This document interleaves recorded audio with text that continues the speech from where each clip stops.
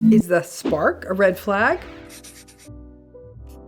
In an era of wanting to notice red flags to save ourselves a world of hurt down the road, we may also run the risk of overcorrecting. However, a spark also isn't worth much if you aren't compatible or able to communicate. Let's talk about the healthy aspects of the spark first. Typically, the spark is what gets our attention, the difference between the friend zone and a possible romantic relationship. And those early days is when we experience butterflies and romance and excitement. However, the key is to know that the edges of the spark get softened with time.